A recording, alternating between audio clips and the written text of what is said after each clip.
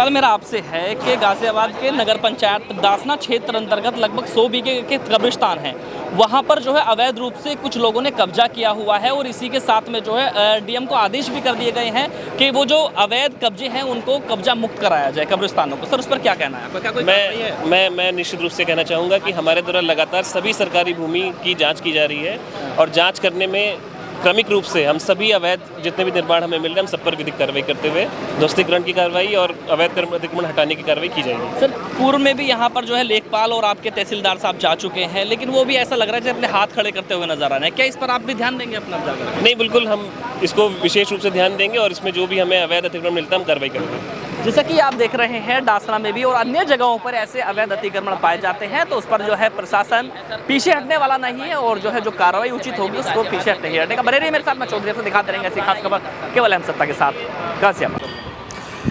जहां एक तरफ अवैध मदरसों या अवैध अतिक्रमण को लेकर के उत्तर प्रदेश के मुख्यमंत्री योगी आदित्यनाथ का जो एक्शन है वो देखने के लिए मिल रहा है, लेकिन गाजियाबाद का डासना आज सवालों में घिरा हुआ है। आपको जानकारी देते हुए बता दें कि हेल्प एशियन फाउंडेशन संस्था के राष्ट्रीय महासचिव ने शासन प्रशासन और सुन्नी वक्फ बोर्ड को शिकायत दर्ज कराई, जिसमें सुन्नी वक्फ बोर्ड ने आदेश कर डाला डीएम को कि जल्द से जल्द जो अवैध अतिक्रमण है उनको हटाया जाए। मामला इस प्रकार है कि नगर पंचायत डासना में लगभग 100 बीघे से भी ज़्यादा कब्रिस्तान है और कुछ जो अवैध रूप से जो भूमाफिया टाइप लोग हैं उन्होंने उस पर कब्जा किया हुआ है, यानी कब्जाधारियों ने कब्जा किया हुआ है और बड़े बड़े व्यवसाय कर वहाँ बैठे हुए हैं। पूरी मुठभर्ती और दबंगई उनकी चलती है।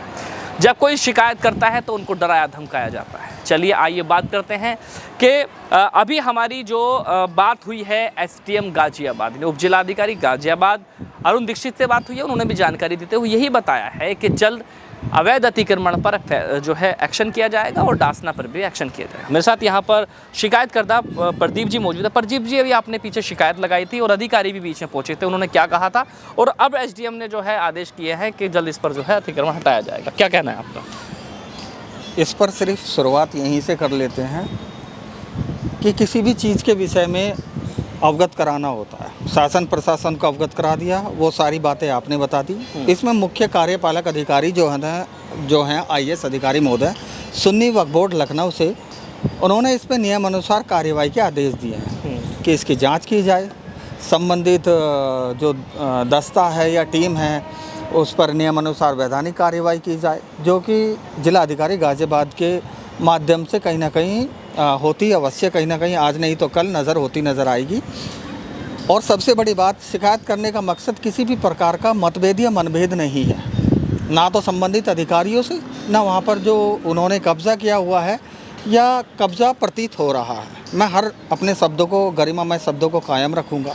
सबसे बड़ी बात ये एक ऐसी पाक जगह होती है, कोई भी शमशान घाट, कब्रिस्तान या अन्य जगह होती हैं, इनको साफ़ सफाई इनकी अवश्य होनी चाहिए, क्योंकि कितना भी बड़ा शहंशाह हो या कितना भी आम आदमी हो, जाना एक दिन सभी को यही है। वहाँ पे एक तो साफ़ सफाई नहीं थी, दूसरा जिस तरीके का वहाँ पे माहौल बनाया हुआ था, ऐसे लगा था या ऐसे लग भी रहा है, प्रतीत भी हो रहा है जैसे कब्रों के ऊपर गाड़ियाँ खड़ी हो रही हैं, कब्रों के ऊपर खोखे हैं, कोई दीन ईमान वाली बात नहीं है।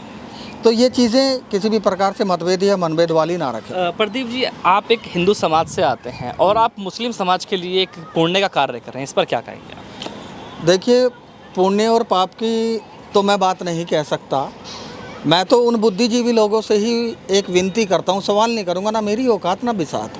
मैं उन बुद्धिजीवी लोगों से एक ही बात कहूँगा, जो हमारे तमाम इमाम हैं, मौलाना साहब हैं या अन्य मदरसों से पढ़े लिखे हैं, देश विदेश आते जाते हैं, अच्छे खासे काफ़ी परिपक्व इस क्षेत्र में अधिवक्ताएँ भी हैं। ये बहुत ऐसी जगह है कि यहाँ पर हमें बहुत संभल कर और मिलकर रहना चाहिए। मेरा मकसद किसी को उजाड़ना नहीं है, किसी के विरुद्ध वैधानिक कार्रवाई नहीं है। मैं कोई शासन प्रशासन नहीं हूँ, मैं अकेला डीएम नहीं हूँ, मैं ना शासन हूँ ना प्रशासन हूँ, ना कोई मैं मंत्री हूँ। मैं तो जनता का नौकर मानता हूँ, एक तरीके से अपने आप को जनसेवक मानता हूँ। इस पर अगर कार्रवाई नहीं होती है तो क्या करेंगे, अगला कदम क्या है? अगला कदम सिर्फ यही है, अभी तो वक्फ बोर्ड को लेकर के मामला शायद सुनने में आ रहा है, या जो जहाँ तक मैं अवगत हूँ कि ये माननीय सुप्रीम कोर्ट में भी विचाराधीन है, लेकिन फिर भी मेरा ये जो है सुन्नी वक्फ बोर्ड में इनकी तरफ से जो है केस डाला हुआ था, लेकिन वो 2 साल पहले जो है वो कमेटी का पूरा मामला जो है वहाँ से निस्तारित हो चुका है। अब मतलब कोई लेना देना इससे मामले में नहीं है, इसमें केवल अधिकारियों को जांच करनी है। इसमें अधिकारियों को वाकई में निष्पक्ष जांच करनी चाहिए। अधिकारियों का काम है कि संविधान का, विधि विधान, कानून का परचम लहराया जाए। सबसे पहले यही हमारे लिए आता है। इंसानियत भी आती है, लेकिन कहीं जगह हो तो उसके लिए रखी जाए। लेकिन यदि संबंधित दस्तावेज विपक्ष के पास नहीं है और वो ये साबित नहीं कर सकते कि ये हमारी संपत्ति है या फिर इस पे हमारा कोई मालिकाना हक है, इस पे 1 इंची कोई अवैध अतिक्रमण नहीं है या कब्ज़ा नहीं है, तो भाई ठीक है, आप सिद्ध करो, आपके लिए पूरा मौका है। लेकिन यदि आप सिद्ध नहीं कर पा रहे हो तो इसका मतलब है आपकी कहीं तानाशाही तो नहीं है। अब ये तानाशाही ऐसा ना हो कर कोई 1 या 2 आदमी रहे हों और फंस बेचारे 50 ही हो रहे हों, तो ये भी देखने वाली बात है। जैसे कि आप देख रहे हैं कि लगातार कब्रिस्तान का जो अतिक्रमण है उनको हटाने के लिए प्रशासन को सजग और जागरूक करने पर जो है संस्था लगी हुई है। तो वहीं हेल्पेशन फाउंडेशन के राष्ट्रीय महासचिव प्रदीप शर्मा ने जो शिकायत दर्ज कराई उस पर एक्शन तो हुआ। अब देखना ये है कि जो उप जिलाधिकारी ने कहा है वो आगे की कार्रवाई क्या करते हैं। अब इसमें सबसे बड़ी बात है, शासन प्रशासन को अवगत करा दिया गया, पूरी कहानी आपके समक्ष है, सब कुछ है। बुद्धिजीवी लोगों से भी हमारा निवेदन रहा है पहले से ही, आज भी।